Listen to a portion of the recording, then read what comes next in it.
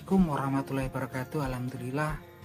Selamat pagi para sedulur-sedulur yang saya cintai dan semoga dicintai oleh Allah Subhanahu wa taala. Oke, para sedulur, jadi itu tadi ada potongan video yang rekaman dari warga Pakistan ya. Warga setempat Pakistan dari Kashmir ya, wilayah Kashmir yang ada di wilayah Pakistan. Wilayah Kashmir ini teman-teman ada dua, yang satu di bagian India dan satu lagi sebagian di Pakistan. Nah teman-teman, jadi itu rekaman video amatir gimana ketika kemudian pesawat-pesawat dari India, pesawat tempur India yang kemudian membombardir ya, menyerang wilayah Kashmir yang ada di Pakistan.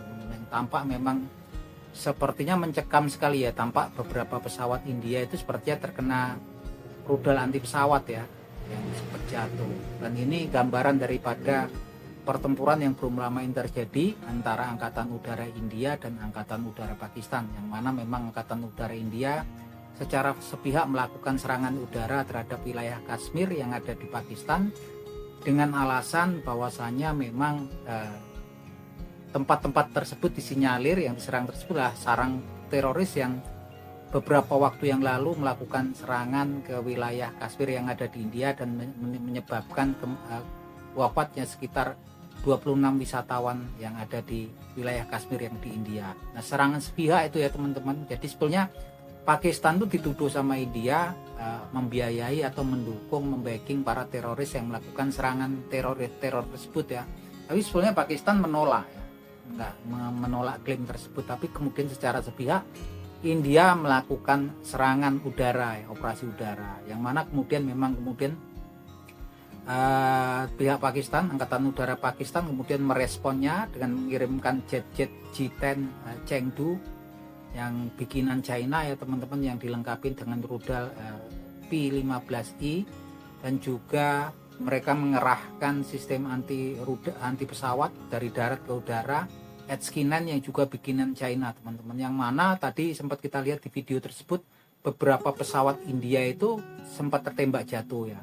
Nah ini sebenarnya pertempurannya jarak jauh ya teman-teman, nggak langsung ketemu antar pesawat gitu kan. Yang ada memang kemudian dari jarak jauh, karena memang sistem peluncuran roket-roketnya itu dari darat ke udara jarak jauh, kemudian yang dari pesawat ke pesawat itu juga jarak jauh, jaraknya sampai puluhan atau bahkan seratusan kilometer. Yang jelas memang sistemnya India ini memang karena semua memang impornya dari China memang terstruktur ya gitu kan. Dia lengkap sekali ya, ada yang dapat informasi dari satelit China, kemudian ada pesawat pengintainya segala gitu kan.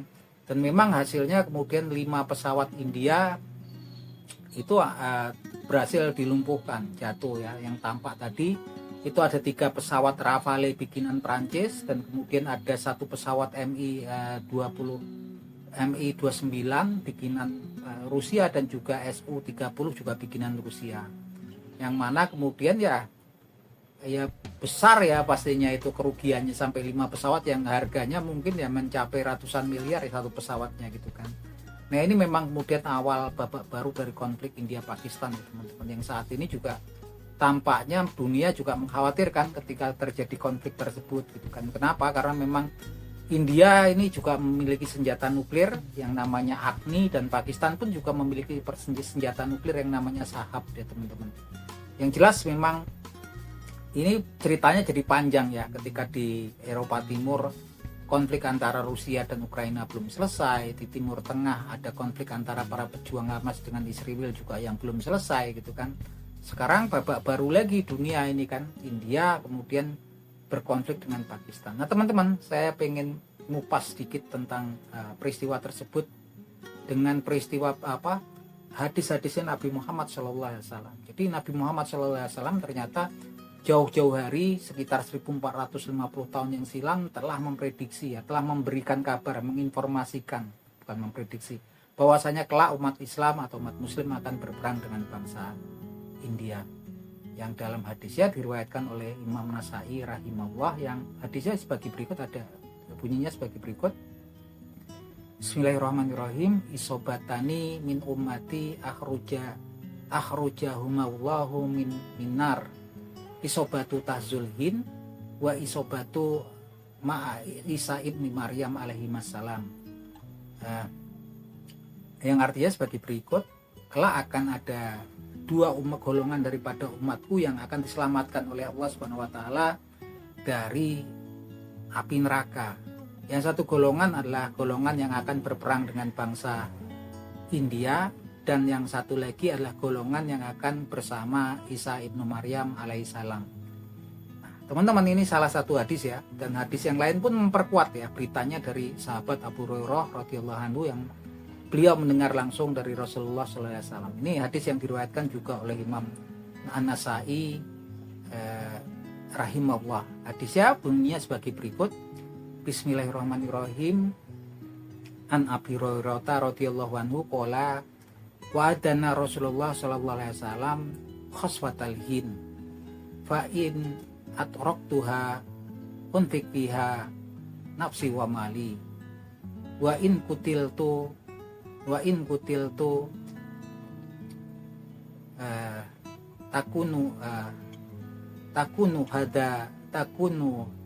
takunu afdolu suhaddai wa irrajaktu wa ana Abu Hurairah muharrar, yang artinya sebagai berikut. Dari Abi Hurairah radhiyallahu anhu, beliau berkata, Rasulullah sallallahu alaihi wasallam menjanjikan kepada kami bahwa katanya kelak kami akan memerangi bangsa India, dan apabila aku menemui peristiwa tersebut maka aku akan berinfak dengan jiwa dan hartaku. Dan kemudian apabila aku mati terbunuh dalam peristiwa tersebut, maka sungguh itu menjadi suatu kematian syahid yang paling utama. Dan apabila aku kembali maka aku adalah Abu Hurairah yang merdeka. Nah, teman-teman, ini betul-betul informasinya tanpa tedeng aling-aling, jelas sekali ya, diberitakan tentang akan adanya konflik, akan adanya perang antara orang Muslim dengan bangsa India ya teman-teman. Jelas sekali, bahkan di sini sampai Rasulullah SAW menjelaskan bahwasanya nanti yang berperang dengan bangsa India ini akan satu golongannya akan diselamatkan oleh Allah Subhanahu wa taala dari api neraka. Nah, itu luar biasa sekali ya, sampai kemudian artinya orang yang berperang, yang mati syahid dalam peperangan antara orang Muslim dan India kelak, dia akan kemudian diselamatkan oleh Allah Subhanahu wa taala dari api neraka. Bahkan di hadis yang satunya lagi, sahabat Abu Hurairah radhiyallahu anhu menjelaskan, dia langsung mendengar dari Rasulullah SAW bahwasanya Rasulullah SAW menjanjikan bahwasanya kelak orang Muslim akan bertempur, akan berperang dengan bangsa India. Dan apabila dia sampai kemudian Abu Hurairah radhiyallahu anhu ini sampai berkata, maka apabila aku nemui peristiwa itu, aku akan berinfak dengan jiwaku dan hartaku. Dan kalau kemudian aku meninggal, mati dalam pertempuran tersebut, maka sungguh itu adalah kematian syahid yang paling utama untukku. Dan apabila itu kemudian aku kembali lagi, artinya hidup, maka sungguh aku adalah Abu Hurairah yang merdeka. Artinya di sini sepertinya dimerdekakan daripada dosa-dosa dan kesalahannya ya. Jadi luar biasa sekali ini. Dan memang saat ini hadis-hadisnya Nabi Muhammad SAW itu udah mulai banyak yang bermunculan ya. Artinya memang dunia ini ada skenario besar dari Allah Subhanahu wa taala tentang peristiwa-peristiwa yang akan terjadi ya, seperti kemunculannya Dajjal, kemunculannya Nabi Isa al-Masih alaihissalam gitu kan. Yang memang peristiwanya memang sudah benang merahnya udah pada bermunculan ya, tentang kota Isfahan gitu kan.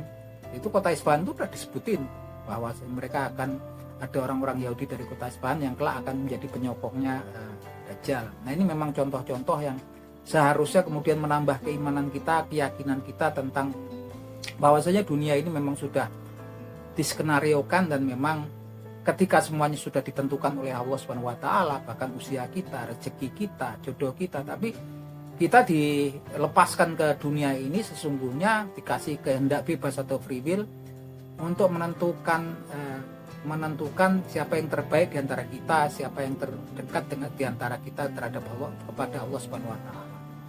Nah, artinya memang kemudian harusnya kita memang ketika lihat peristiwa-peristiwa ini sudah terjadi yang sudah disebutkan jauh hari dari Rasulullah SAW, menambah keyakinan kita, menambah keimanan kita, menambah kedekatan kita kepada Allah Subhanahu wa taala. Karena sesungguhnya yang dulu itu disebutkan sudah bermunculan, yang masa depan pun yang cerita tentang surga dan neraka ya sudah kemungkinan besar ya hampir 99,9% terjadi, karena yang sudah disebutkan sudah pada bermunculan dan terjadi gitu kan. Jadi Al-Quran itu cerita tentang yang pas, tentang yang dulu ketika penciptaan Nabi Adam alaihissalam, dan ketika kemudian iblis menolak untuk bersujud kepada Nabi Adam alaihissalam ketika diperintah oleh Allah Subhanahu wa taala. Itu peristiwa yang lalu ya. Pas dulu, past tense gitu kan bahasa Inggris Bang.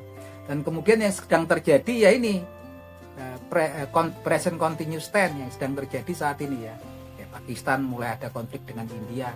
Yang masa depan tentang yaumil hisab, tentang yaumil qiyamah, yaumil hisab, dan kemudian tentang adanya neraka, tentang adanya surga. Nah itu teman-teman, semoga obrolan pagi ini bermanfaat. Dikala memang media sosial itu penuh dengan hal-hal yang memang sifatnya kurang baik untuk keimanan kita, untuk kemudian kehidupan religius kita, saya berusaha untuk membuat konten-konten paling tidak kita berbicara tentang hal-hal yang bersifat religius. Oke teman-teman, semoga bermanfaat. Akhir kata, wabillahi taufiq wal hidayah. Wassalamualaikum warahmatullahi wabarakatuh.